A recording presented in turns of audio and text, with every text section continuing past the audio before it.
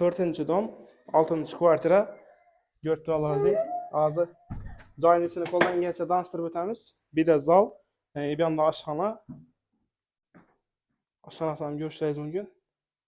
Gaz, svet, suv, hamma narsa bor. Maktab Dissat yaqin, Sulton marketining yanında Oriental. Shelby burgerning orqa tomonida. Evideyna zal. Zal polni oboy yopishtirilgan. Görüp turalarsınız. Patologlar natijada patolog ishlangan. Eshiklar ham tozadan qo'yilgan.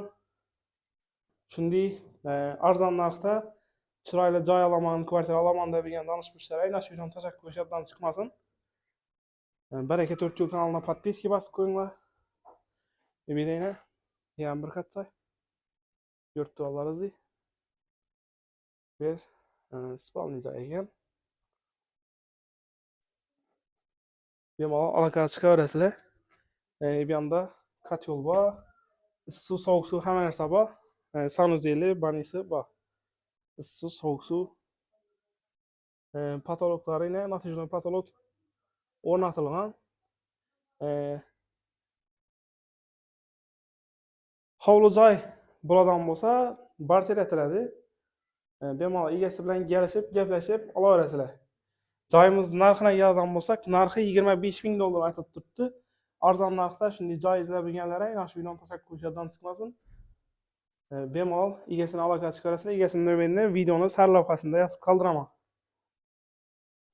Maktab, Dissat hamma narsa yaqin. Bemalol aloqaga chiqarasizlar. Yana eshiklar ham zo'rdan ajoyib MDF eshiklar qo'yilgan.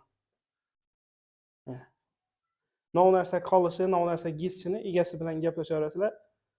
Kelishishlaringizga bog'liq. Televizor xolodilniklarni egasi bilan kelishib gaplashaverasizlar.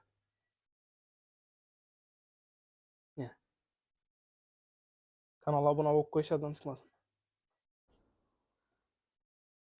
Reklam etgan domimiz 4-chi dom, 6-chi kvartira, 3-chi etajda. Evideyna Shelby burger bor, Shelby burgerning arkasındagi dom. Yan tarafimiz Manisa tarafdan gelish. Evideyna Media Park bor, Sulton market. Shunday kelaverasiz. Yana shuna dom. 4-chi dom, 6-chi kvartira. 3-chi etajda.